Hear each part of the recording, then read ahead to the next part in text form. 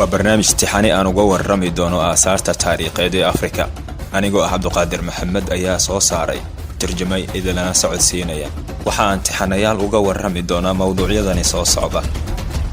بدل الداركتيها كصابسن أفريقيا ذي هوري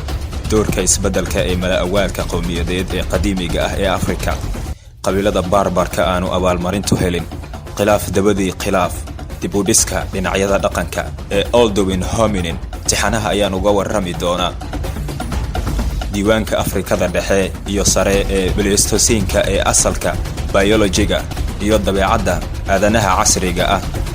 diiwaanka nolosha Pleistocene xeebta iyo webiga Calaces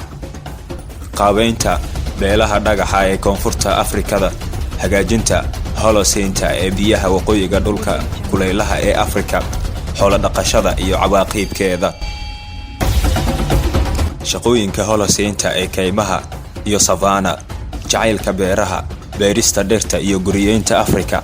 soo saaridda agabka biraha warshadaysan ee Afrika iyo cawaaqibkeeda iyo aasaarta ku saabsan dadka Bantuuga ee Afrika arkeolojiyadda magaalooyinka saxaraha ka hooseeya magaalooyinka iyo dalalkooda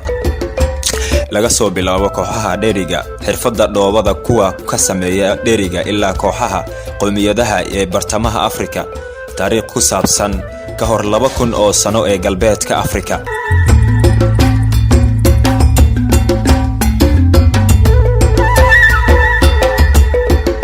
intaasi oo dhan waa tusmooyinka aan ku soo qaadan doono barnaamij tixanaha aan uga warramayo aasaarta taariikheed ee Afrika anigoo ah Cabdiqaadir Maxamed ayaa soo saaray tarjumay idilana socodsiinaya